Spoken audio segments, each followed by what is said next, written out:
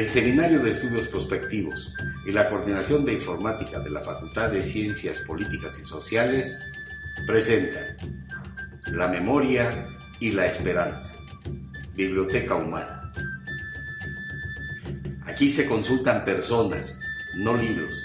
Las narrativas se dan en su historia y en su contexto, con los autores de las ideas que en el presente y en el futuro inciden en los cambios culturales, sociales y políticos de individuos y sociedades.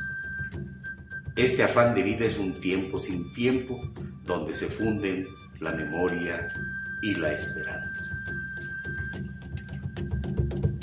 Hoy platicamos con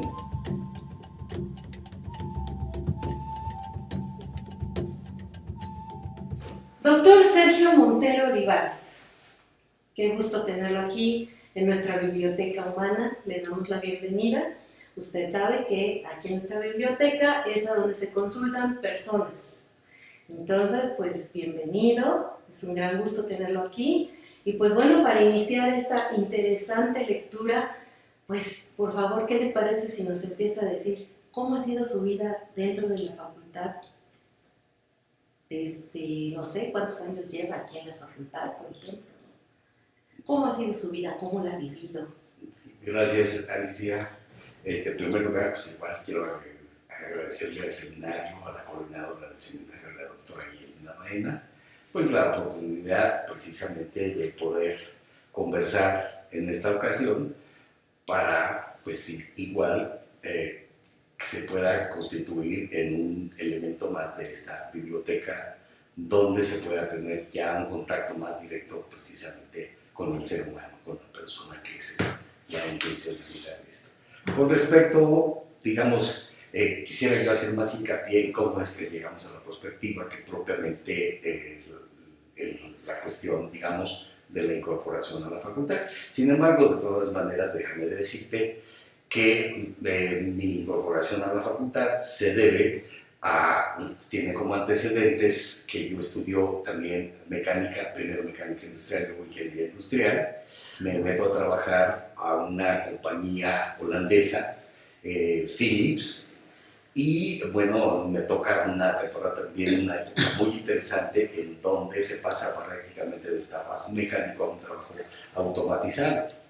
Y bueno, dentro de la ingeniería industrial también se realiza a cabo tiempos y movimientos. Entonces yo bajaba mucho a la cuestión de las líneas, trabajaba en el departamento TEO, que es técnica, eficiencia y organización. Y me tocaba también bajar a las líneas y tomar tiempos y movimientos, etc.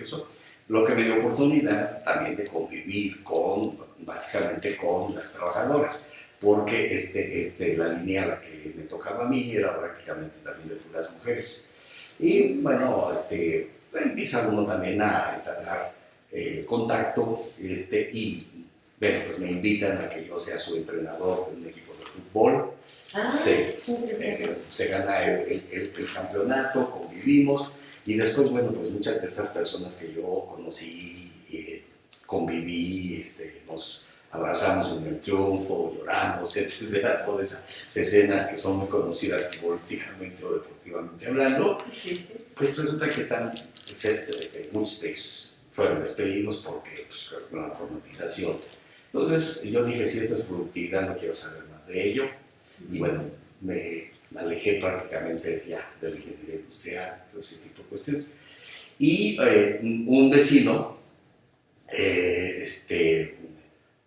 me dice, oye, ¿por qué no estudias periodismo? Y a ti que te gusta tanto todo esto. Porque pues allí en la unidad donde en esos momentos vivía, que era ya Puerto de Guadalupe, bueno, pues yo organizaba, por ejemplo, mis obras de teatro. Desde antes de pequeñito hacía mis obras de cine, ¿no? Entonces les pasaba en una caja de galletas de esas que tenían una ventanita de celofán. Entonces ponía yo atrás un rodillito, ponía yo las tiras de los monitos y todo eso, y hacía yo la vocecita que les pasaba. Les hacía yo teatro guiñol, hacíamos las obras de teatro, hacía yo mis periódicos, hacía yo mis reuniones, convocaba yo también para hacer los equipos de fútbol, conseguir las canchas de fútbol, etcétera, todo ese tipo de cuestiones.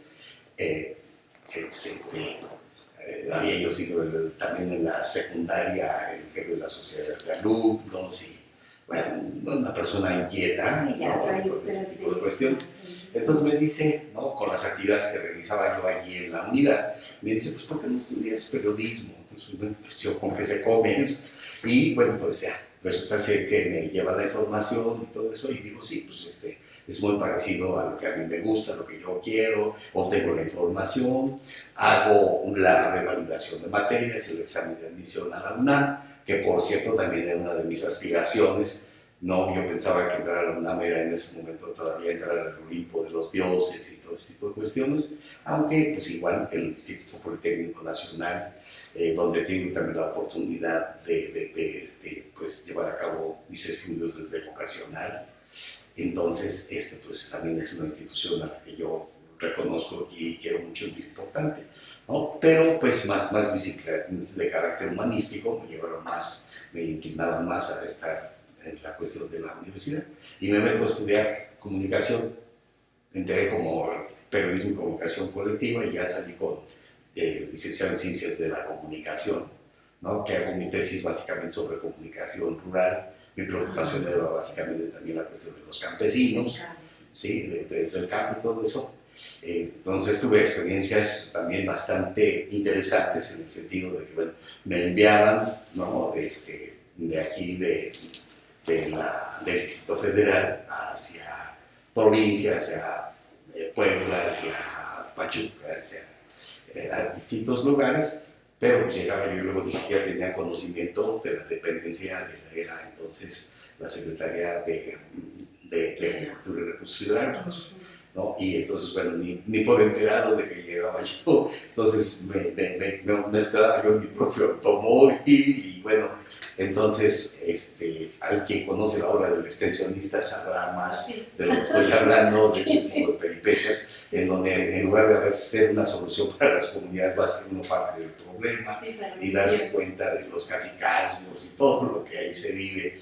Bueno, y es como llego yo también a la facultad por esas inquietudes, pero bueno, yo antes también, trabajando también en las cuestiones de comunicación, trabajé en agencias de publicidad, trabajé en la elaboración de revistas, ¿no? Estaba yo como subdirector editorial de un grupo de revistas bastante interesante.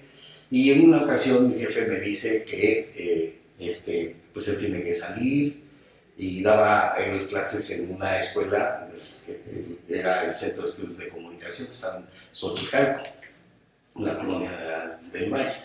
Y entonces me pide que lo sustituya para dar clase precisamente también sobre periodismo y entonces, bueno, yo me preparo, ya dijo que solamente se trataba de una conferencia, etcétera. Voy, doy la conferencia, parece que es bien recibida, bien aceptada, etcétera, todo eso. Y bueno, entonces, debido a esa situación, después me pide esta misma persona que por sus ocupaciones ya no podía que lo sustituya y también el grupo estaba conforme y ahí es donde inicio mis actividades también como docente.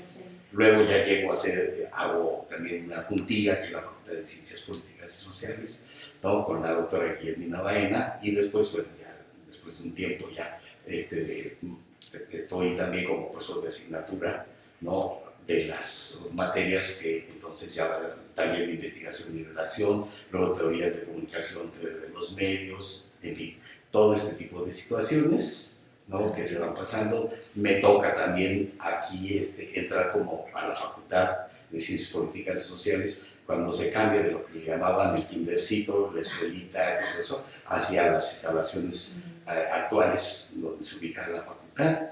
Y me toca, porque vengo junto con la administración del doctor Carlos Silven, ¿no? Entonces vengo aquí como jefe del Departamento de Información, ¿no? Entonces pues, me toca también informar sobre el cambio, la transformación, todo ese tipo que también es una etapa muy interesante.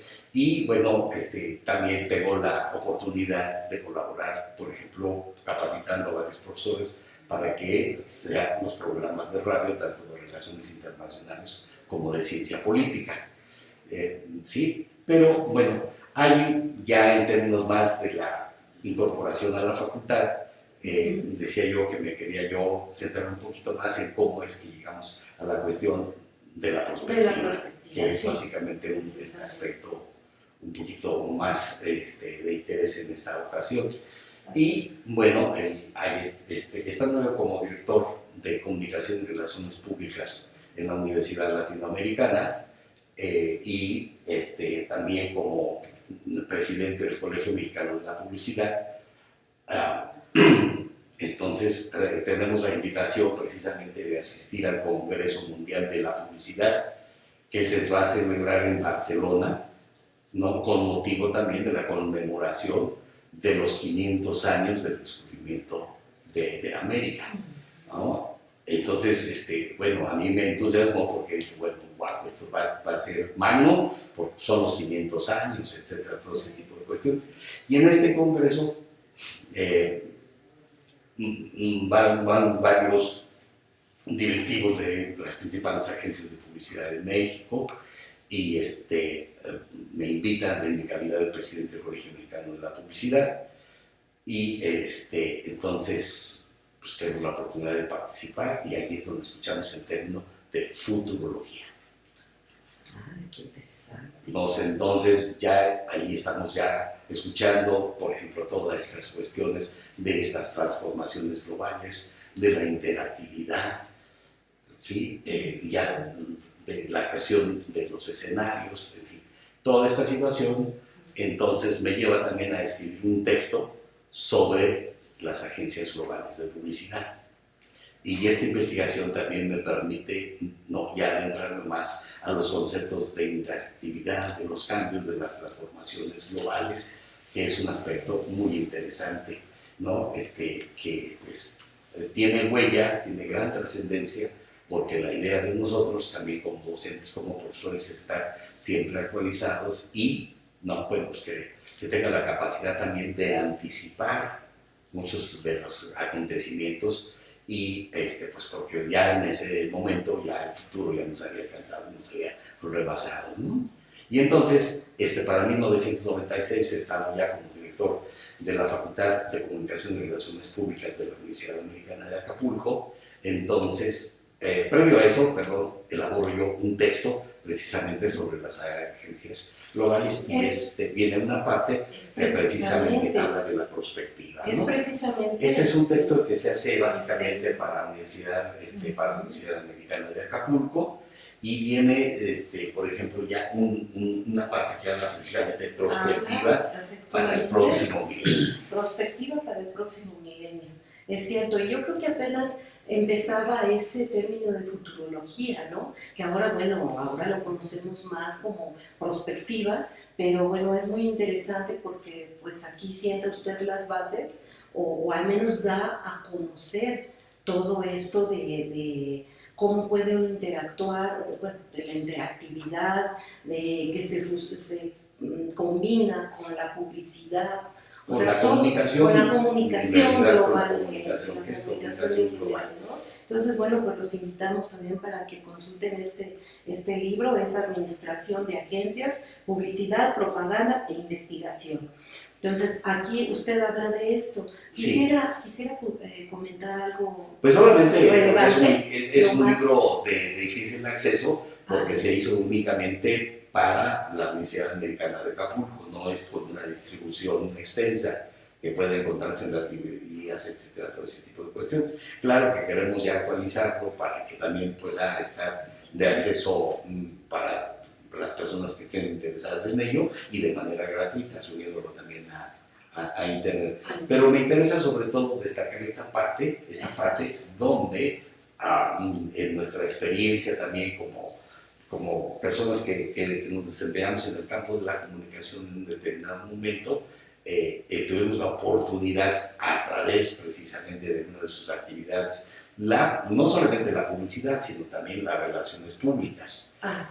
Que esto es también algo muy importante porque implica, digamos, también relacionarse con personas de diferentes ámbitos de diferentes países, ¿no? Como ese acontecimiento, ¿no? Mundial, y con personas que pues, la misma competitividad les hace estar alertas de todas las grandes transformaciones. Allí recordamos un poco, digamos, uno de los anuncios de 1984, hacía alusión a 1984, a la cuestión de lo de Big Brother, con la cuestión de las computadoras. Y entonces se hace una publicidad global, tremenda, y ahí pues es parte de lo que es el mar. Y luego, ya para el 2003, que ya es propiamente una de las cuestiones fundamentales, es que inician las actividades del Seminario de Prospectiva en la Facultad de Ciencias Políticas y Sociales, donde, por iniciativa de la doctora Guillermina Baena, precisamente también estando como coordinador de Ciencia Política, quien fungiera como director de la misma, ¿no? Al recibir las nuevas instalaciones, entonces lo conversan y el doctor Carlos Silver lo autoriza, ¿sí? Aunque en ese momento no se formaliza su incorporación, no se institucionaliza, con la idea de que primero se fuera llevando a cabo y se vieran qué resultados, pues el mismo interés de estudiantes, profesores, porque bueno, como todo aquello que en un determinado momento se desconoce o se conoce poco, pues evidentemente tiene que empezar a abrir camino, abrir brecha y enfrentar los obstáculos donde hay muchas cuestiones que las personas que no tienen conocimiento de ello, pues lo más fácil simplemente también es descalificar y poner obstáculos a la misma. No sé, cuando tu pregunta de cómo ha sido mi vida aquí en la misma facultad, pues te diría que está muy relacionado también con ese mismo proceso de abrir camino que ha sido muy azaroso, muy difícil, en donde los principales obstáculos se tienen en casa, ¿no? Pero afortunadamente se ha ido abriendo camino, se ha encontrado más sensibilidad de tal manera de que ahora también la gente tiene mayor apertura, ya no está tan anclado la concepción positivista de la ciencia, donde puede también tener la capacidad y sabe que tiene la capacidad de trabajar con intangibles como él lo es el futuro. Porque, por ejemplo, si nosotros queremos una construcción a futuro, bueno, pues no tenemos el edificio ya, así, ¿no? Pero sí hacemos los planes para construirlos. No vamos a inventar tampoco las cuestiones de la física, de la ingeniería, de la resistencia de material, sino que ya están ahí, solamente hay que aplicarlos. Y por eso nosotros decimos, no se trata de predecir el futuro, se trata de construir el futuro. Así es. Así, construir lo que no está construido, ¿no? Por eso la doctora Baena atinadamente dice que el futuro es todo aquello donde es posible aquello que aún no se ha realizado, ¿no? O sea, no es una consideración solamente de espacio, sino también de tiempo, ¿no? O sea, esto en este espacio pues no existe, pero en otro tiempo, en el mismo espacio, puede ser posible si se construye. Así es. Sí, ¿no? no, es muy Entonces, esa es la parte que hay que tener muy clara. Así es. Y, desde luego, no dejamos a un lado los antecedentes que hay en nuestro país, precisamente también de la Fundación Javier Barros Sierra, que en los 70, bueno, pues tiene un gran, también una presencia, ¿no? Es reconocida. Varios de las personas que están en esta fundación también van a Argentina, trabajan con el grupo Bariloche, tienen esa preocupación de América Latina, pero hay que recordar que precisamente desde los 70 viene ya muy fuerte todas estas transformaciones globales, que particularmente en nuestro país tienen, digamos, una expresión mucho más evidente en los 90 y sobre todo después de la caída del muro de Berlín, ¿no? Que es realmente un punto de inflexión donde no solamente por las transformaciones, sino del mundo que era bipolar, en ese momento se concibe como un mundo ya básicamente multipolar, aun cuando se pueda decir que con básicamente una de estas dos potencias, o sea, Estados Unidos básicamente extiende el estilo de vida norteamericano, descentralizando sus empresas transnacionales y llevando a cabo toda una internalización del mercado. ¿Sí? Entonces, bueno, esto introduce una incertidumbre fabricada por el mercado, porque está en una sociedad de consumo, de cambio constante, acelerado, inclusive impulsivo y hasta enfermo, patológico hasta cierto punto, sin dejar de reconocer, bueno, que ya el flujo demográfico, la cuestión del mantenimiento de los empleos, todo eso, requiere una situación muy dinámica y muy compleja, donde, por ejemplo, el concepto de obsolescencia programada o obsolescencia planificada imprime ya también, ¿no? Es una situación de permanente emergencia, de un constante de innovación, de transformación, de cambio. Y la cuestión de entender el futuro y la perspectiva particularmente es entender el mundo en constante movimiento, en constante cambio, en constante transformación. Doctor, entonces podríamos decir que este viaje a España, digamos que fue el punto de partida o el punto de lanza para que usted se interesara en lo que es la prospectiva. Sí, yo no descubrí en ese momento América, pero sí, para mí fue el descubrimiento. Fue, digamos, como su motor, ¿no? Sí. Lo que le hizo seguir estudiando y conocer más sobre la prospectiva. Doctor, precisamente, bueno, sabemos que usted tiene una maestría y un doctorado en administración pública. Entonces, bueno, entre otras cosas, por supuesto, porque también, y como usted lo acaba de decir, como buen estudioso de la prospectiva, ¿cómo podríamos precisamente combinar la administración pública con la prospectiva para tener mejores futuros? Digamos, no sé, 3 acciones, digamos, concretas. Yo sé que bueno, seguramente habrá más, pero digamos 3 acciones concretas que pudiéramos hacer nosotros para tener un mejor futuro, digamos, de aquí al 2050. Mira, Alicia, déjame que te diga, por ejemplo, que cuando hablamos de futuro, se habla de, bueno, el futuro de quiénes y quiénes son los que lo construyen y para qué. En ese sentido identificamos actores.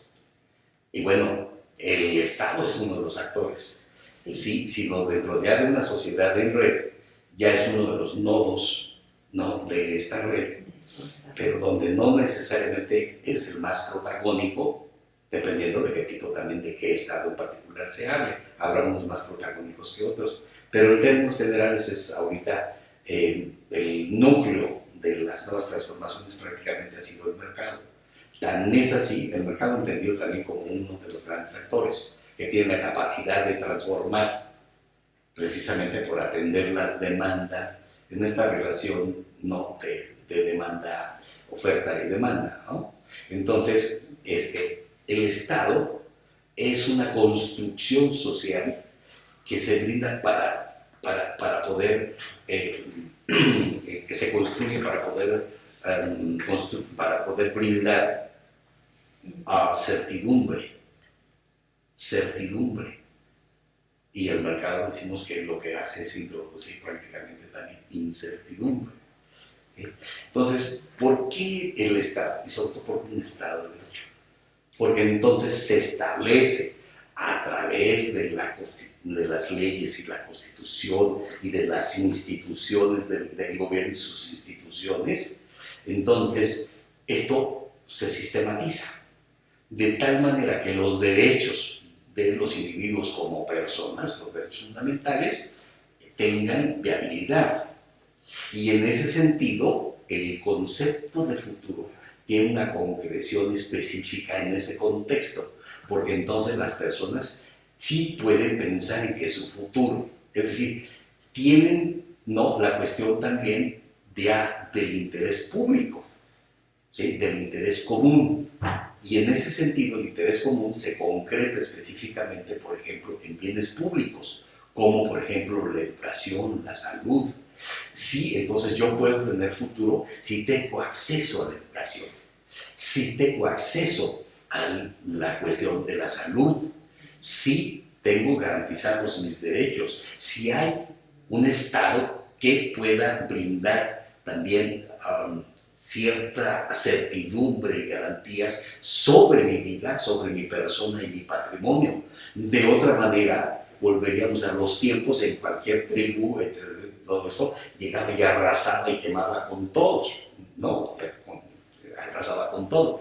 De tal manera que entonces, sí, en este contexto, ¿no? Futuro es también esperanza. Sí. Son también anhelos, son sueños, pero también son no solamente aspiraciones, sino derechos que han sido conquistas históricas. ¿Sí? Pero luego vemos precisamente que viene, a raíz del consenso de Washington, ¿no? Viene, por ejemplo, toda una política económica en donde la ley del mercado impera, los derechos que se habían conquistado, entonces vienen como contrarreformas, porque entonces ahora ya las personas no tienen, por ejemplo, sus derechos garantizados, ya no tienen empleo fijo, etc. También la cuestión de las pensiones, todo esto cambia y todo eso, y entonces el futuro se constituye en una cuestión de incertidumbre.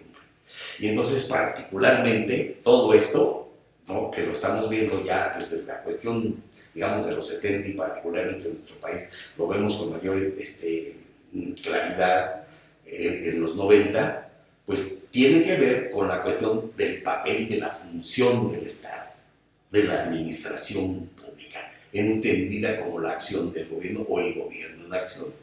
Es decir, para poder brindarle, ¿no? Los servicios a la sociedad, porque administración es servir y servir al interés general.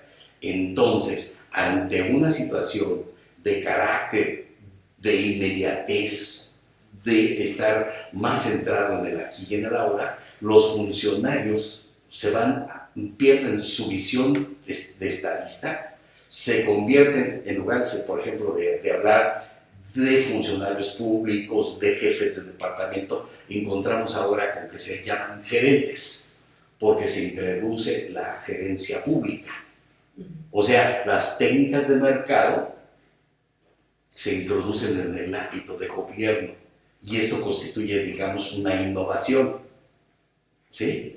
De tal manera que inclusive al ciudadano se le pone también o se le ve como el carácter de cliente, ¿sí? Y entonces se supone que la administración pública va a estar centrada en el cliente. Como vienen muchas críticas, todos le aderezan ahí con el ciudadano cliente. Pero hay que entender que la finalidad del mercado es una: paga y atiende la demanda que paga. El Estado no, el Estado tiene que procurar, ¿no?, los mínimos a la mayoría en las mejores condiciones.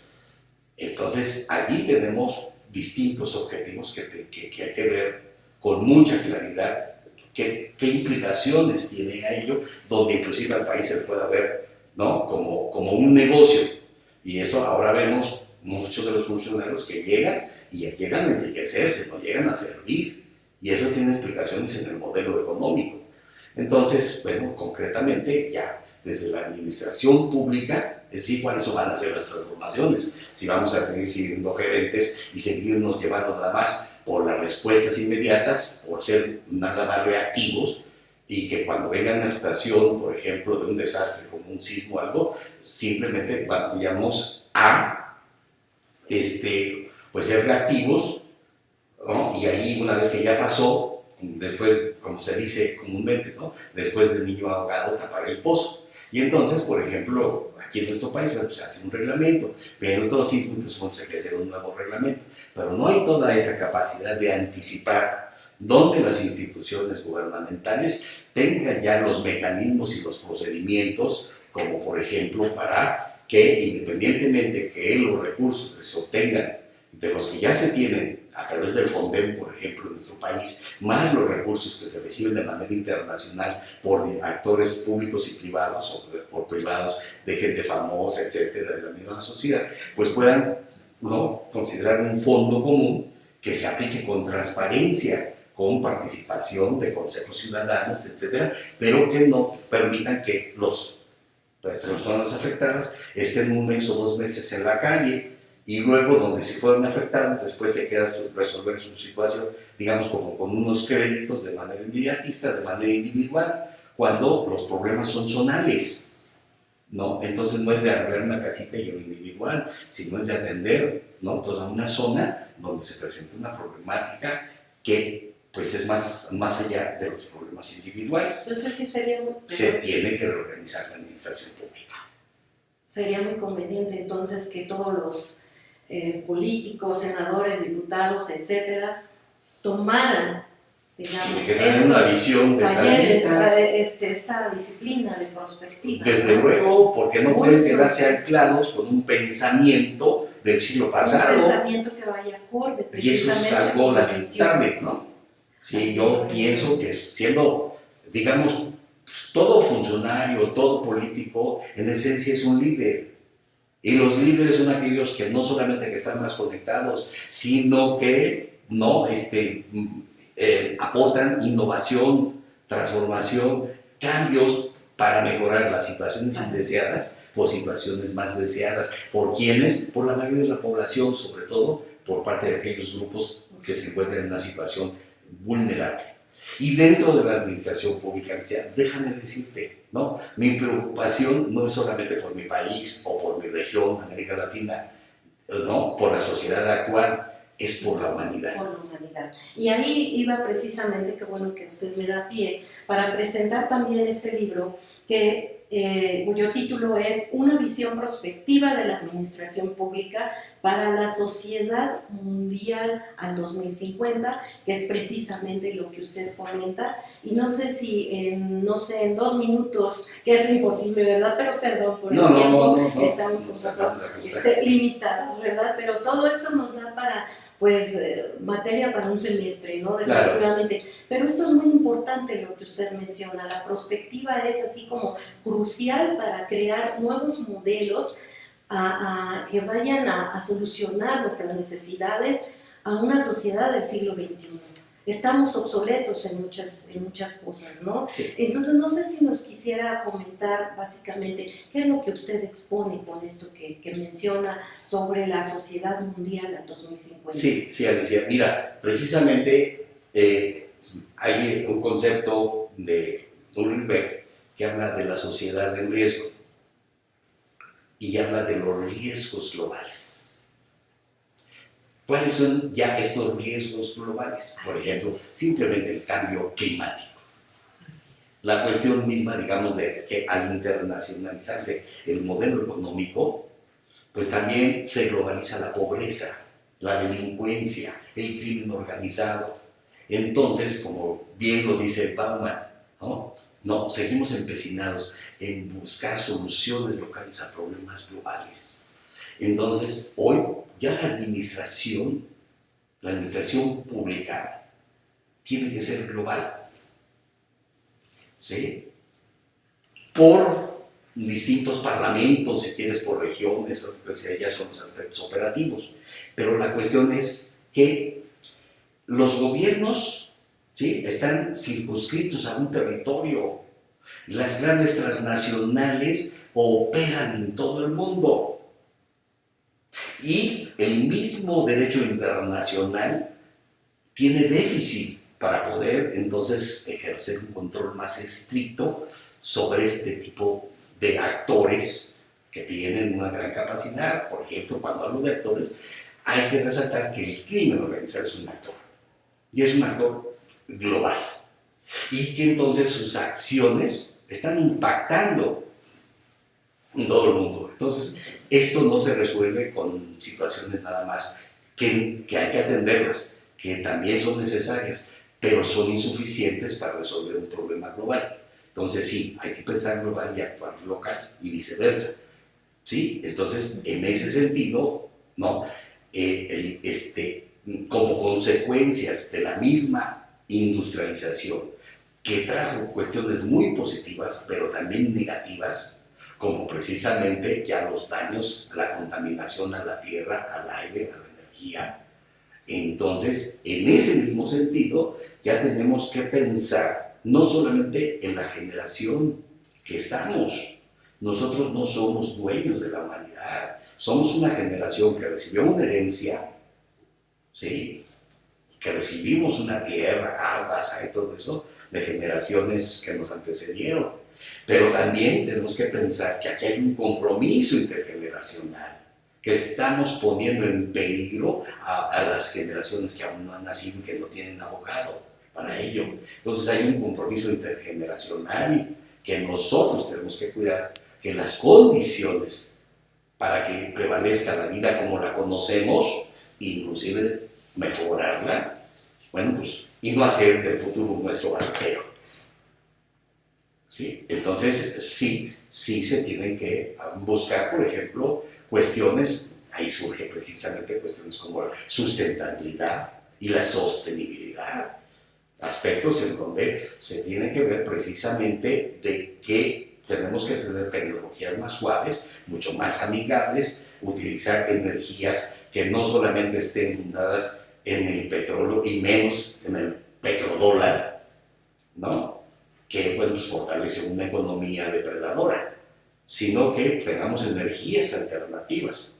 ¿Sí? Ahí pues, ya podemos inclusive entender la posición del señor Trump. De Estados Unidos. ¿No? Sí. Sí, precisamente que primero en el protocolo de Kioto tenemos las dificultades y luego ya en la reunión de París, pues también igual lo podemos ver. Pero bueno, en términos ya sucintos, sí te puedo decir que precisamente entonces sí ya tenemos que ser más conscientes en donde el cambio no se da afuera, se da en cada uno de nosotros y de manera cotidiana, pero también en acciones organizadas, ¿no? Tanto de grupos, de países, organizaciones supranacionales como Greenpeace y otras, ¿no? Para que podamos nosotros precisamente, pues, incidir en ese incidir cambio, y conservar pues, el único planeta que tenemos, que es el lugar de todos nosotros. Precisamente, y evitar un poco esos eventos atípicos que le llaman, ¿no? Lluvias atípicas, sismos atípicos, ya estamos cayendo Pues sí, en esa...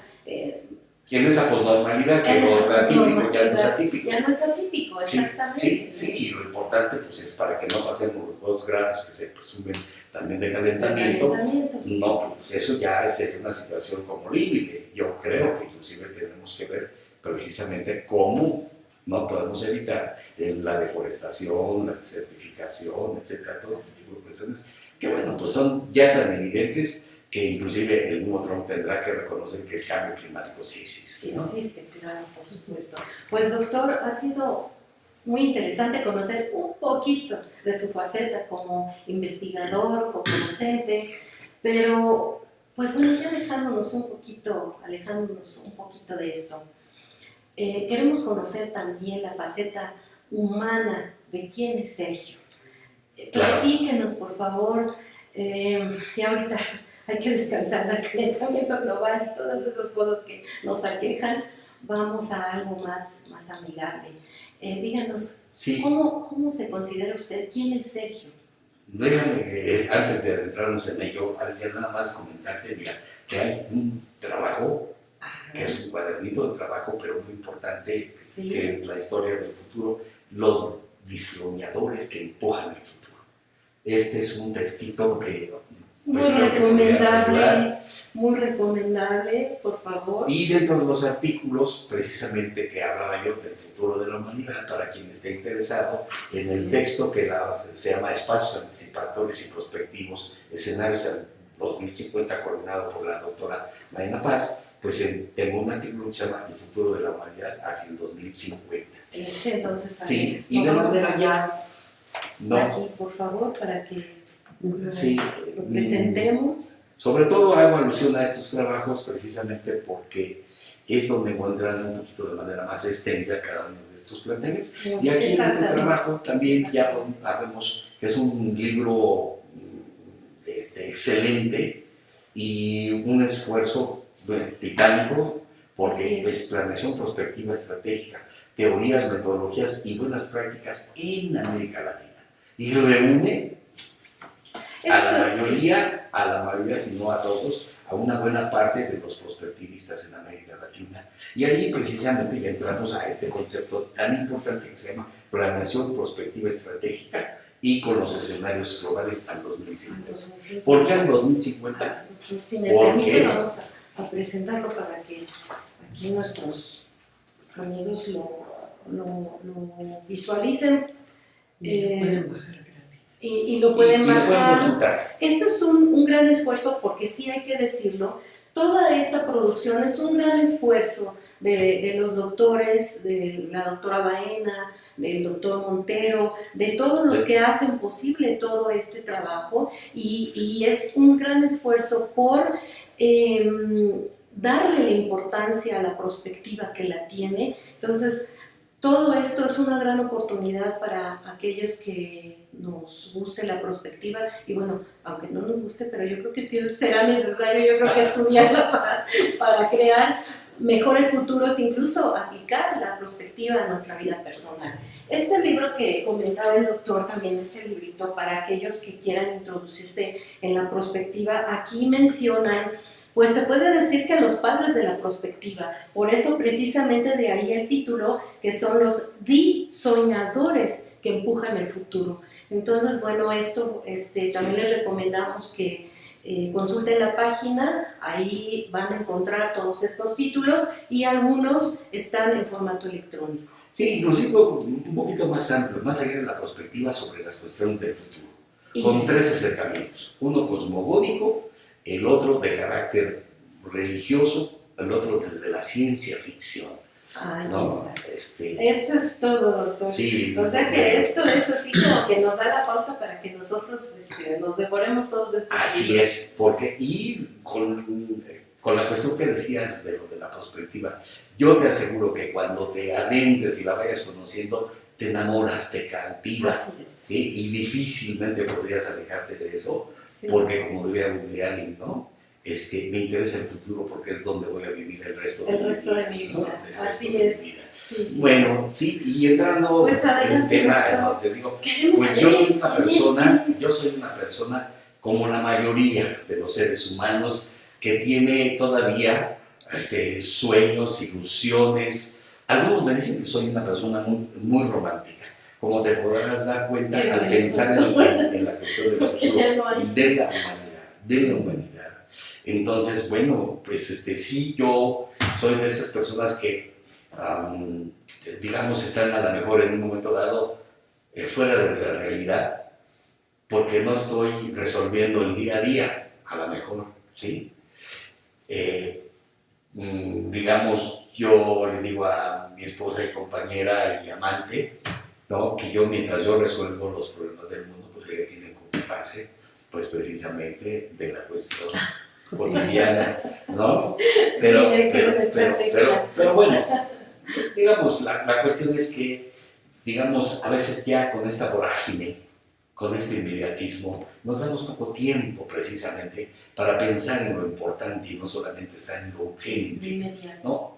Y claro que lo urgente es importante cuando ya es irremediable, cuando pues no hay de otra y lo tenemos que subsanar porque ya es impostergable. Pero si no tenemos sueños, Alicia, y esto te dirá parte de mi persona, si no seríamos más que monos de un árbol en otro. Si vamos a ser personas cuya preocupación única y exclusivamente es el dinero y nuestro propio bienestar personal, particular, inmediatamente, pues yo creo que es una existencia pobre, inclusive con poca felicidad, ¿no? En el sentido de que pues tendrás mucho dinero, pero ni en alimentos no te vas a comer más allá de lo que te corresponde, ni te vas a llevar en un momento más nada. Claro que hay personas muy pragmáticas que dicen, pues mientras son peras, son manzanas, a mí mis timbres, sí, ¿no? Y que bueno, tampoco digo yo que sea bueno o malo el ser realista, también tengo que ser realista. Pero, doctor, y dentro de lo romántico, también somos muy realistas. Pero si no hubiera romanticismo, si no hubiera personas como usted románticas, no habría tantos descubrimientos, no tendríamos tantos literatos, no tendríamos tanta creatividad si no se tuvieran sueños, ¿no? El ser individuo no es sino una especie. Esa es una falsa dicotomía, porque nosotros introyectamos a la humanidad en cada uno de nosotros al entrar en interacción con los demás seres humanos.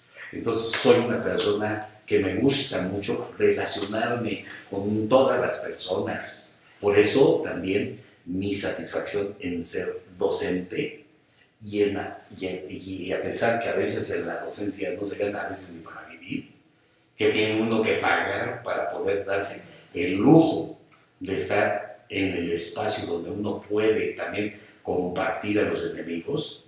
Y cuando yo digo enemigo, quiero ser muy claro, para mí mi principal enemigo es la ignorancia.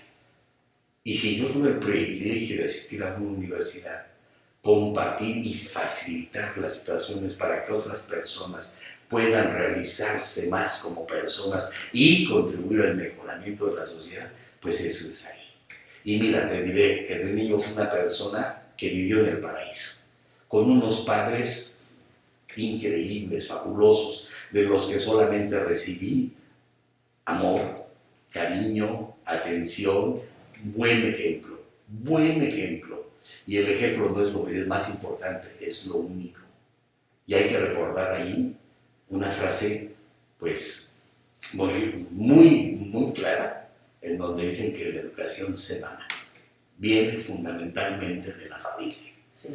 Entonces, bueno, yo tengo esa situación, uno de mis valores y de las cuestiones más importantes en mi vida es mi familia, ¿no? Y desde luego también mis amigos.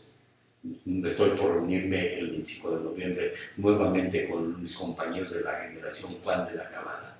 Entonces, tener amigos desde la primaria, la secundaria, conservarlos, llegar, todo eso, es algo todavía maravilloso a los que yo les invito a las personas que creen esos lazos que son en una época de líquida, como diría Bauman, sí, o de ligereza, como diría Gilles Lipovetsky, todavía podamos tener esa especie que nos va nucleando, que nos va integrando precisamente como humanidad, a pesar de todas las tentaciones y las pasiones y los quereres, ¿no? Las bajas pasiones. Sí, que también hay que verlas como son, de la parte que tiene uno también de animal, ¿no? Todo eso, pero saber controlar ese tipo de situaciones y todo eso, pero también soy un ser apasionado. Un ser apasionado y en todo lo que hace. En todo se refleja, claro. A mí mis padres, sí, como a muchos de nuestras generaciones, y todavía se decía, lo que usted haga, pero hágalo bien, hágalo lo mejor posible, y hágalo con amor, con entrega, con compromiso, y sea usted el mejor. Ahora, mira, yo no sé si soy el mejor amigo, si soy el mejor profesor, si soy el mejor hermano, eso ni me interesa. Lo que me interesa es siempre hacer lo mejor que puedo, todos los días y en cada momento. Lo mejor que puedo. No necesariamente ni lo más correcto, sino simplemente de que yo diga, hice mi mejor esfuerzo.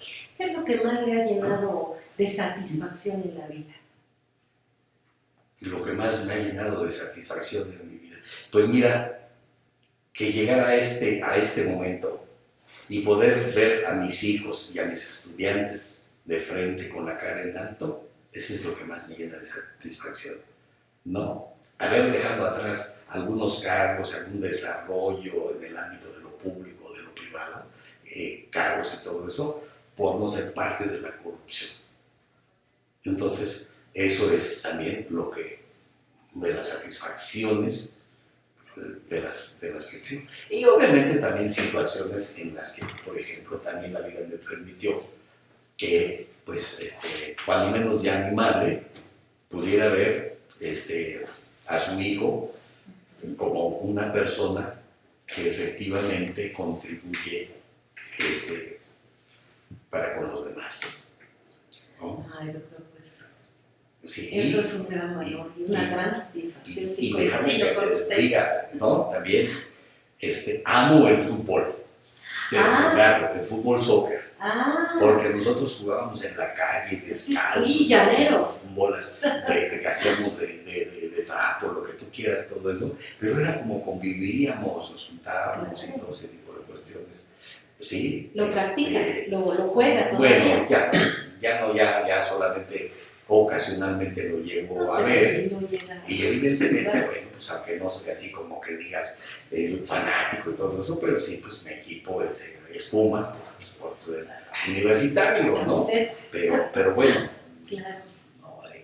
Y bueno, y aunque usted todavía no lo crea, A ver. sí, todavía, Más sorpresas. todavía me gustaría no perder la fe en la selección. Y déjame que te diga por qué la cuestión de la selección. Uy, No porque lo más un dedo en importante la es el llaga. sino, ¿sabes por qué? Dígame. Porque de alguna manera es una referencia para ver qué es lo que se premia, cómo se pone el ejemplo. Usted está Pero viendo al otro lado particularmente, del sí, fútbol. claro, pero Sí. déjame que te diga una cosa, particularmente porque el fútbol es un deporte de equipo. Pero además de ser un deporte de equipo, es donde se aplica estrategia. Ah, Y donde tú tienes que anticipar y ganar cada juego antes de que lo estés llevando a cabo. eso es algo muy importante. Sí. Por eso me gusta. Mi admiración y respeto a todos los seres humanos y particularmente a las mujeres. ¿Sí? A mi esposa, que es mi amiga y mi amante, ¿no? Y obviamente Cómplices, mis sí. hijas, mi hermana, mis primas, mis alumnas, mis estudiantes, todo eso. ¿Por qué? Porque todavía hay que hacer un gran esfuerzo para que las situaciones de desigualdad, ¿sí?, y se reduzcan las brechas. Sí, para que vayamos. Pero también con todos los grupos vulnerables, con todas aquellas personas que tienen distintas capacidades, con todas aquellas personas que tienen también distintas preferencias. Y aquí te voy a decir que puedo explicar un poco mi persona también. A mí me inculcaron a mis padres, a mí no me hablan de democracia, a mí me hablan de respeto. Y es el respeto a cada persona, de sus pensamientos, de sus ideas, de todo esto. Entonces, yo no puedo aceptar cómo una persona pueda vivir prisionera, ¿no?, culturalmente, espiritualmente, y no poder expresar su ser, porque los prejuicios, porque una determinada sociedad no les da los espacios de libertad y todavía los vituperea, los agrede y hasta los mata, los extermina. Sí. Entonces, ese tipo de pensamientos sí no los comparto, ¿sí? Sino que creo que hay un mundo en el que todos cabemos, si tenemos la tolerancia, y más que la tolerancia, si tenemos la capacidad también de internalizar esas diferencias en nosotros mismos. Entonces te puedo decir que soy una persona, además de apasionada, entonces una persona que siempre procuro pues, ser respetuosa de todo y de todos, de las personas, de los animalitos, del medio ambiente, y también, obviamente, tengo muchos defectos. Bueno, Uno de pues, ellos si es no, el orden y la limpieza. ¿Sí? Y otro de ellos es tratar de hacer las cosas bien.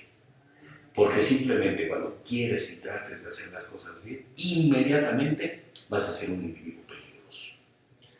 Sobre todo para los espacios y los sistemas que funcionan a través de la corrupción y el hecho de vida. Y que choca. Entonces, de estos grupos de poder que llegan en un momento dado y se sienten y se consideran los poseedores de la verdad y la vida. La verdad absoluta.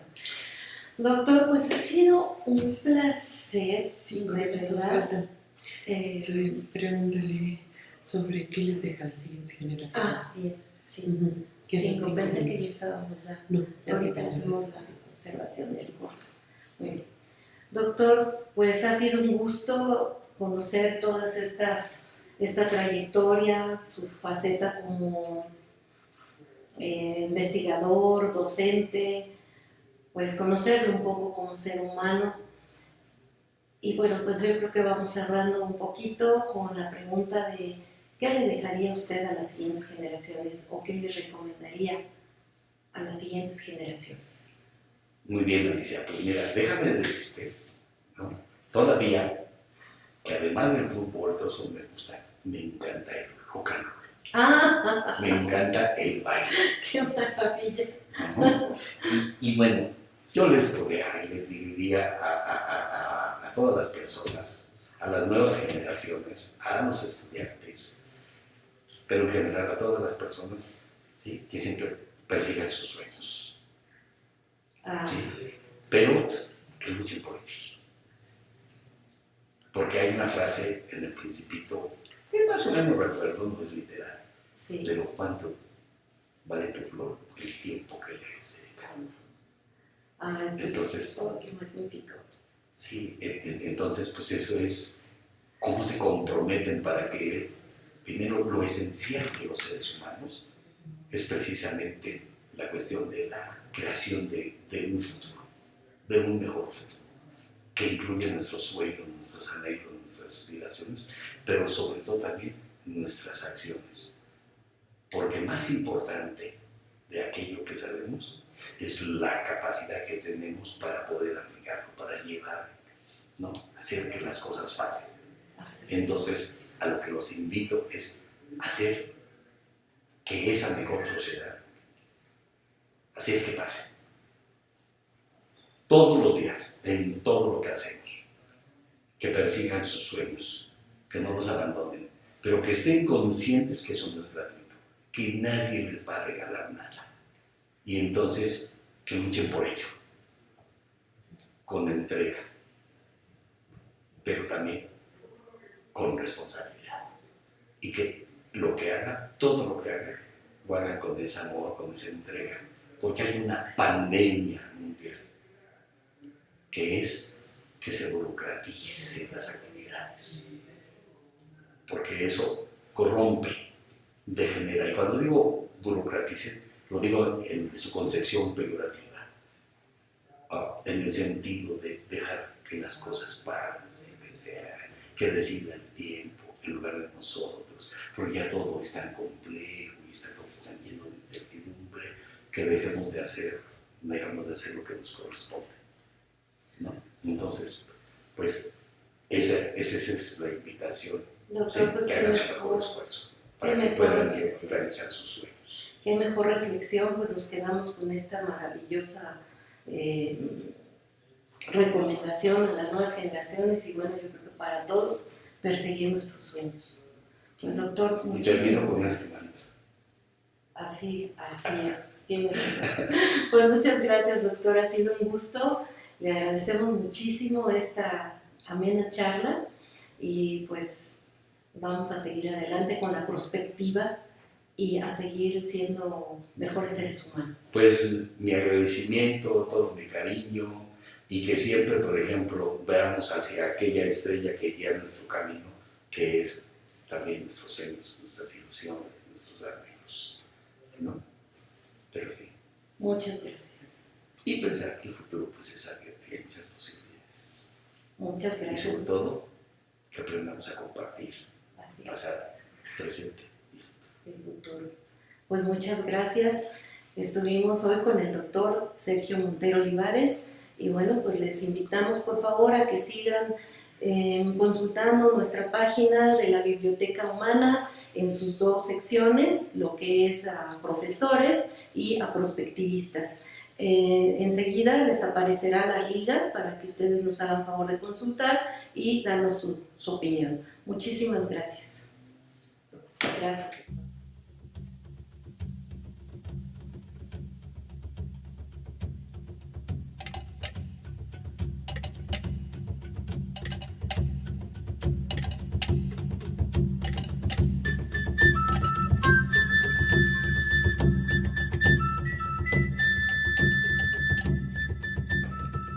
Fue una presentación del Seminario de Estudios Prospectivos.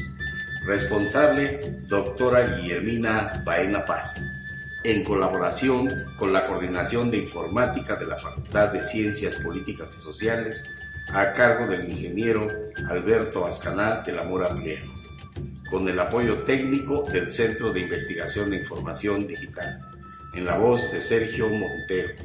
Música, Grupo Nesme.